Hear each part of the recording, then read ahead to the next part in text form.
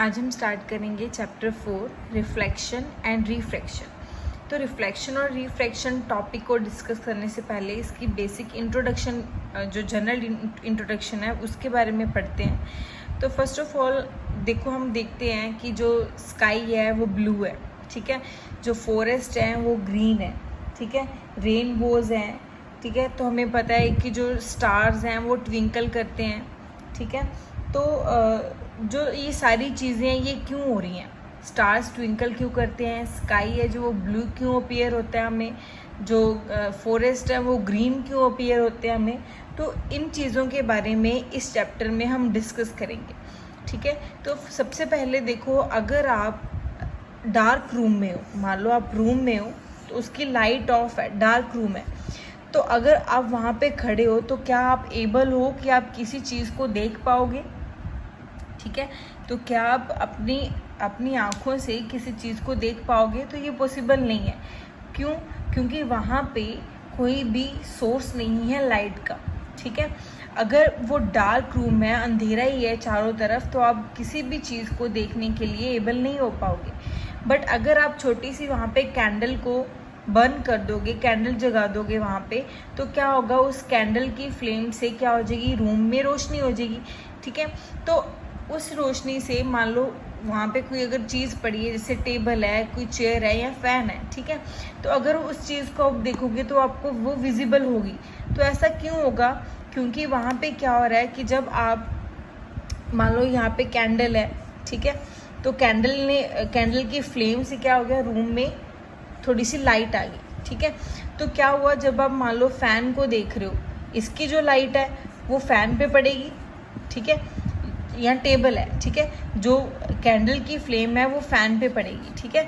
तो क्या होगा, यहाँ से जब फ़ैन पे वो पड़ेगी तो वो जब आप फ़ैन को देखोगे तो क्या होगा कि फ़ैन पे जो लाइट पड़ी वो रिफ्लेक्ट होके आपकी आँखों में स्ट्राइक करी, आपके जो आइज़ का रेटिना है उस पर क्या करेगी, स्ट्राइक करेगी। अगर वो आपके रेटिना में स्ट्राइक करेगी तो वो क्या करेगी, उसकी इमेज है वो आपकी आइज़ में बन गई, ठीक है। तो वो इमीडिएट क्या होता है, उसको इलेक्ट्रिकल सिग्नल में चेंज करता है और कहाँ पे पहुँचता है, वो ब्रेन के पास, ठीक है। ब्रेन आपको रिजेंबल करता है कि ये कौन सी चीज़ है, इंडिकेट करता है कि ये कौन सी चीज़ आप देख रहे हो, ठीक है। मान लो फ़ैन है, दोबारा से बोल रही हूँ, कैंडल को आपने क्या कर दिया, उसकी जो फ्लेम को ऑन कर दिया, तो जब उसकी फ्लेम है जो वो रूम में जाएगी तो रूम में थोड़ी सी लाइट हो जाएगी, ठीक है। तो उससे क्या होगा, जब आप देखोगे फ़ैन की तरफ तो फ़ैन पे तो ऑलरेडी जो फ्लेम है वो पड़ रही है ना, तो क्या होगा कि जब यहाँ से आपने अपनी आँखों से, अपनी आई से फ़ैन की तरफ देखा, फ़ैन से क्या हुआ, लाइट रिफ्लेक्ट होके आपकी आइज़ में वापस चली गई। तो जैसे वो आपकी आइज़ में वापस यहाँ से रिफ्लेक्ट होके आ गई तो आपकी आंखों में क्या बन जाएगी, फ़ैन की इमेज बन गई, ठीक है। तो इससे क्या होगा कि आपका जो ब्रेन है क्या कर देगा, इस एनर्जी को इलेक्ट्रिकल एनर्जी में चेंज कर देगा, फटाफट इलेक्ट्रिकल सिग्नल में चेंज करेगा, तो आपको पता चल जाएगा कि आप किस चीज़ को देख रहे हो, फ़ैन को देख रहे हो। सिमिलरली अगर टेबल की एग्जांपल हो तो सिमिलरली फिर टेबल भी आपको ऐसे ही दिखेगा, ठीक है। तो अब ये तो बात हुई रिफ्लेक्शन की। तो रिफ्लेक्शन ऑफ साउंड हमने 9th क्लास में पढ़ा है कि जैसे अब अभी मैं बोल रही हूँ तो मेरी आवाज़ जो मेरे पास वापस अगर आ रही है तो वो किसकी वजह से आ रही है, रिफ्लेक्शन ऑफ साउंड की वजह से। क्यों? क्योंकि मैंने आपको बता रखा है ना कि अगर हम बोल रहे हैं, आवाज़ दे रहे हैं, तो रूम की जो वॉल से मेरी जो आवाज़ है वो स्ट्राइक होके मेरे कानों तक वापस आ रही है। तो सिमिलर कंसेप्ट है लाइट के लिए, ठीक है। तो लाइट को अगर देखो, आप किसी चीज़ को भी देख रहे हो, आप टेबल को देख रहे हो, चेयर को देख रहे हो, तो आपकी आंखों की जो लाइट है या रोशनी है वो क्या होगी, रिफ्लेक्शन होगी, ठीक है। अगर आप देख रहे हो, चेयर को देख रहे हो सामने, तो चेयर की जो रिफ्लेक्शन है आपकी आइज़ में जा रही है, इसी वजह से आप उसको एबल हो देखने के लिए, ठीक है। तो ब्रेन का काम क्या है, ब्रेन आपको ये इंडिकेट करता है कि ये कौन सी चीज़ आप देख रहे हो। जैसे अगर मैं चेयर देख रही हूँ तो ये मुझे कौन बताएगा, ये मुझे ब्रेन बताएगा कि आप क्या देख रहे हो, ये आप चेयर देख रहे हो, ठीक है। तो this is the concept of general reflection of light, ठीक है। अब देखो ऑब्जेक्ट्स कौन कौन से होते हैं वो हम देखते हैं। एक तो होते हैं हमारे पास ल्यूमिनस ऑब्जेक्ट, ठीक है। एक हमारे पास कौन से होते हैं, ल्यूमिनस ऑब्जेक्ट। ल्यूमिनस ऑब्जेक्ट्स वो होते हैं बेटा जो क्या करते हैं, अपनी लाइट को अमिट करते हैं, ऑन लाइट प्रोड्यूस करते हैं, ठीक है। जैसे मैं अगर बताऊं कैंडल, ठीक है, कैंडल क्या है, ल्यूमिनस है। क्यों? क्योंकि कैंडल क्या करता है, अपनी लाइट को खुद प्रोड्यूस कर सकते हैं। जब हमने लाइट को कैंडल को बंद किया तो उसमें से फ्लेम निकला, ठीक है, तो this is a luminous object. अगर अब फैन की बात करें तो फैन क्या है, नॉन ल्यूमिनस है। फैन क्या है आपके पास, नॉन ल्यूमिनस है। नॉन ल्यूमिनस क्यों है, क्योंकि जो फैन है वो लाइट प्रोड्यूस नहीं करता, ठीक है, वो इलेक्ट्रिसिटी से चलता ज़रूर है पर ये खुद की जो लाइट है, खुद की जो रोशनी है वो प्रोड्यूस नहीं करता, ठीक है। तो उसके बाद हम डिस्कस करेंगे लाइट क्या है, ठीक है। अब हम डील करेंगे कि लाइट क्या चीज़ है। तो लाइट क्या है, जैसे साउंड को डील करते थे, sound is a form of energy ना, तो लाइट भी क्या है, light is also a form of energy. Light भी क्या है, फॉर्म ऑफ एनर्जी है, ठीक है। तो जो साउंड था वो क्या प्रोड्यूस करता था, sound is a form of energy which produces sensation of hearing. But जो लाइट है, light is also form of energy which produces sensation of visualising. मतलब जो हमें देखने के लिए क्या करता है, देखने के लिए हम किसी भी चीज़ को अगर देख सकते हैं तो वो किसकी वजह से देख सकते हैं, लाइट की वजह से। तो वो क्या प्रोड्यूस करता है, which produces sensation of vision या विजिबिलिटी भी बोल सकते हो आप, ठीक है। तो जो लाइट है, this is a form of energy which produces sensation of vision. अब हम पढ़ेंगे कि जो प्रॉपर्टीज़ क्या हैं लाइट की, ठीक है। तो अगर आपको याद हो तो मैंने आपको दो तरह के जो वेव्स करवाई थी, एक तो हमारे पास थी ट्रांसवर्स, एक थी लॉन्गिट्यूडनल वेव्स, ठीक है। तो दो तरह की वेव्स मैंने आपको बता रखी हैं पहले 9th क्लास में जब हमने पढ़ा था। दो तरह की वेव्स थी, एक थी हमारे पास ट्रांसवर्स वेव और दूसरी थी हमारे पास लॉन्गिट्यूडनल वेव।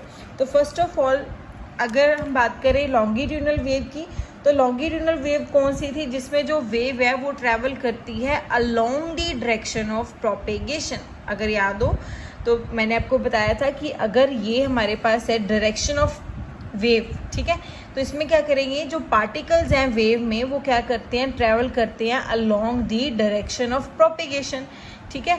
तो अगर बात करें ट्रांसवर्स की, अगर क्या बात करें ट्रांसवर्स की, तो इसमें क्या करते हैं, जो पार्टिकल्स हैं वेव के वो क्या करते हैं, ट्रैवल करते हैं perpendicular to the direction of propagation. जैसे इसकी एग्जांपल हमारे पास थी एक वाटर वेव्स, क्या थी, वाटर वेव्स। तो वाटर वेव्स में हम पढ़ते थे ना कि जैसे ये वाटर है आपके पास, ठीक है, ये सरफेस है, तो जो वाटर है वो ट्रैवल करता है ऐसे, ठीक है, इन फॉर्म ऑफ वेव्स। तो ये क्या है, ये परपेंडिकुलर है, मीन्स ये क्या करता है, डायरेक्शन ऑफ प्रोपेगेशन के परपेंडिकुलर ट्रैवल कर रहा है। So this is known as transverse wave. तो जो लाइट वेव है ना बेटा, लाइट वेव है जो, वो भी क्या आपके पास इज अ ट्रांसवर्स वेव। तो लाइट की प्रॉपर्टी क्या है, फर्स्ट प्रॉपर्टी जो मैंने आपको अभी बताया, ट्रांसवर्स वेव। तो light is a transverse wave, ठीक है। उसके बाद है जो लाइट है उसको ट्रैवल करने के लिए मीडियम नहीं चाहिए, लाइट को ट्रैवल करने के लिए मीडियम नहीं चाहिए। जैसे साउंड था, साउंड को ट्रैवल करने के लिए हमेशा मीडियम चाहिए था उसको, वो चाहे सॉलिड हो, चाहे लिक्विड हो, चाहे क्या हो, एयर हो, बट साउंड को ट्रैवल करने के लिए मीडियम चाहिए। बट जो लाइट है ना बेटा, लाइट को ट्रैवल करने के लिए किसी मीडियम की ज़रूरत नहीं है, वो वैक्यूम में भी ट्रैवल करता है, ठीक है। Light can also travel in vacuum. तो लाइट है जो वैक्यूम में भी ट्रैवल करती है, बट जो साउंड है, जो हमने पिछले साल पढ़ा था, साउंड को ट्रैवल करने के लिए हमेशा मीडियम चाहिए, चाहे वो लिक्विड है, चाहे वो एयर है, चाहे वो सॉलिड है।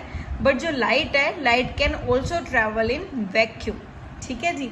उसके बाद हमारे पास है, अगर हमारे पास देखो एक आइसोट्रॉपिक मीडियम है।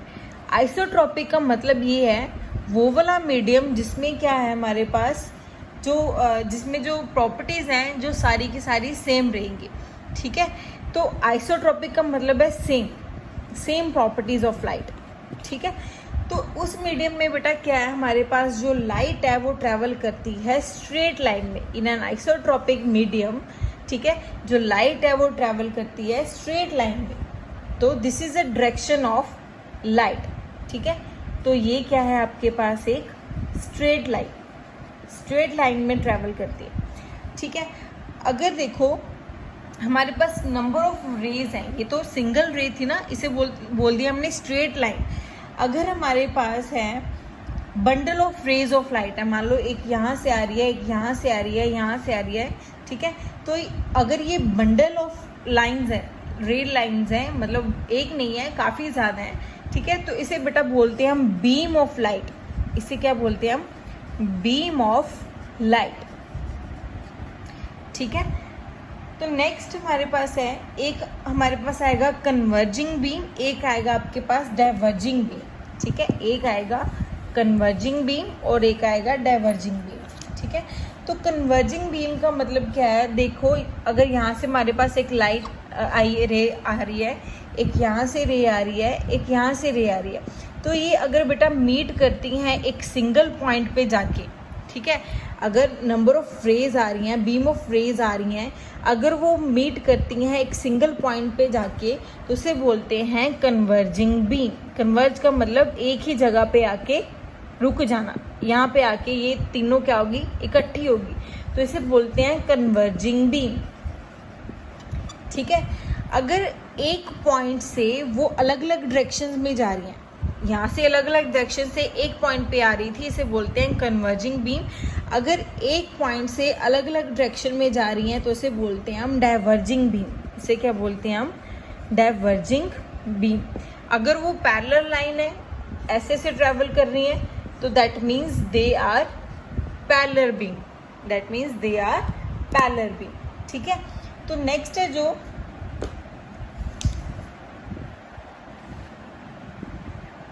अच्छा, जब भी बेटा जो लाइट है वो ट्रैवल करती है from one medium to another medium ना, तो उसे ट्रैवल जब वो करती है तो सम पार्ट इसका क्या हो जाता है? रिफ्लेक्ट हो जाता है, कुछ पार्ट ऑब्जर्व हो जाता है और कुछ पार्ट है जो वो ट्रांसमिट हो जाता है। ट्रांसमिट मतलब उस मिरर है, जैसे जो मिरर है, अगर वो पॉलिश्ड मिरर है, ठीक है, इसके बारे में ब्रीफली हम पढ़ेंगे।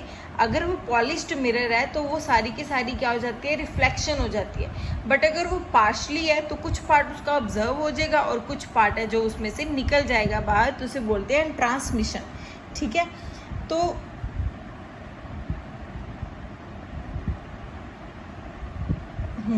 नेक्स्ट है जो हम करते हैं, नेक्स्ट जो इसकी प्रॉपर्टी है वो है कि स्पीड ऑफ लाइट क्या है। स्पीड ऑफ लाइट क्या हमारे पास वो होती है? 3 × 10⁸ मीटर पर सेकेंड, ठीक है। बट अगर डिफरेंट मीडियम्स हैं तो उसमें डिफरेंट जो इसकी हो सकती है वैल्यू, ठीक है। तो नेक्स्ट बेटा एक और चीज़ इम्पॉर्टेंट है जो याद रखने के लिए, तो अभी मैंने आपको बताया था कि जो ल्यूमिनस एंड नॉन ल्यूमिनस क्या होते हैं, तो ऐसे ही और भी हमारे पास मीडियम्स होते हैं, उसके बारे में पढ़ेंगे। तो सबसे पहले जो हमने पढ़ा था वो था ल्यूमिनस। ल्यूमिनस में क्या था? वो ऑब्जेक्ट्स वो जो खुद अपनी लाइट को अमिट करते हैं। नॉन ल्यूमिनस जो अपनी लाइट को अमिट नहीं करते, ठीक है। उसके बाद हमारे पास आता है ट्रांसपेरेंट। उसके बाद हमारे पास क्या आता है? ट्रांसपेरेंट। तो ट्रांसपेरेंट जो होता है ना बेटा, वो क्या करता है? अलो करता है लाइट को कि वो उसमें से क्या कर जाए? पास कर जाए, ठीक है। ट्रांसपेरेंट क्या होते हैं? वो मीडियम्स जिसमें जो लाइट है वो क्या करती है? इजिली पास कर जाती है। फॉर एग्जाम्पल अगर बात करें, जो ग्लास है, ठीक है, या फिर एयर हुआ या फिर वाटर हुआ, तो इसमें से जो लाइट है वो क्या कर सकती है? वो क्या कर जाती है? पास कर जाती है। जैसे अगर वाटर में से लाइट को पास करोगे, यहाँ पे अगर वाटर पड़ा है, ठीक है, यहाँ पे ग्लास है, तो यहाँ से अगर लाइट को इंसिडेंट करोगे ना यहाँ पे, तो इस साइड से वो पास करते हैं। So these are transparent objects. उसके बाद होते हैं ट्रांसलुसेंट। ट्रांसलुसेंट जो होते हैं बेटा, वो लाइट को लो तो करते हैं, but some part of light is passing through them. अगर ट्रांसलुसेंट की बात करें, ट्रांसलुसेंट में क्या होता है बेटा? ये कुछ पार्ट ऑफ लाइट को लो करते हैं पास करने के लिए। जैसे हम बात करें, अगर बटर पेपर है, ठीक है, बटर पेपर पे जब आप ट्राई करोगे यहाँ से लाइट को पास करने के लिए, तो वो अगर यहाँ पे स्ट्रॉन्ग लाइट पास हो रही है तो इसमें थोड़ी सी लाइट पास कर जाएगी, बट सारे के सारा पार्ट इसमें से पास नहीं करेगा। So these are translucent objects. उसके बाद होते हैं ओपेक। ओपेक वो होते हैं जो अलो करते ही नहीं लाइट को पास करने के लिए। अगर ओपेक की बात करें तो ओपेक ऑब्जेक्ट्स वो होते हैं जो लाइट को अलो करते हैं या पास करने के लिए। जैसे हम बात करें वुड की, तो वुड में से जो लाइट है वो पास नहीं हो सकती, ठीक है। इसीलिए तो ये गुड कंडक्टर नहीं है, ये बैड कंडक्टर है, या इसे इंसुलेटर बोलते हैं, ठीक है। तो इसमें से जो लाइट है वो पास नहीं करती, ठीक है। उसके बाद हम बात करेंगे वाइट लाइट की, ठीक है। तो वाइट लाइट में बेसिकली हमारे पास होते हैं 7 कलर्स, ठीक है। तो अब बात करेंगे वाइट लाइट की।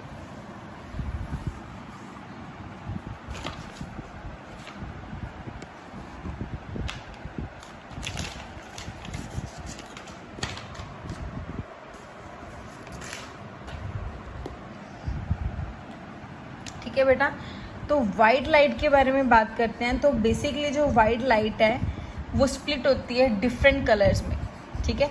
वाइट लाइट क्या करती है, स्प्लिट करती है डिफरेंट कलर्स में। जैसे देखो बेटा, रेनबो आप देखते हो, है ना।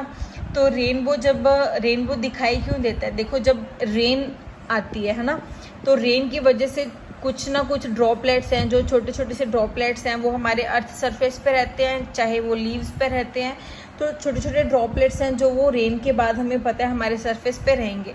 बट जब क्या होता है, थोड़ी सी सनलाइट इस पर फॉल करती है, तो ये ड्रॉप क्या है, ये वाइट है, ठीक है। तो जब इस पर क्या करेगी, लाइट फॉल करेगी, तो यही जो लाइट है या ये जो ड्रॉप है वो स्प्लिट करती है 7 कलर्स में, ठीक है।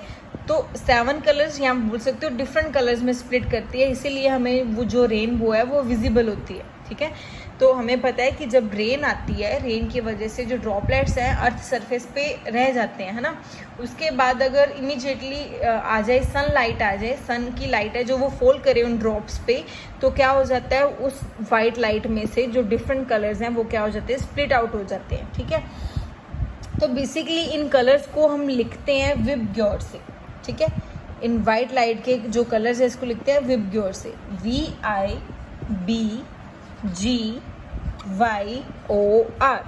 ठीक है। विबग्योर, वी का मतलब है वॉयलेट, वी का मतलब है वॉयलेट, ठीक है। इसकी बेटा जो वेवलेंथ है वो होती है हमारे पास 4 × 10⁻⁻7 मीटर।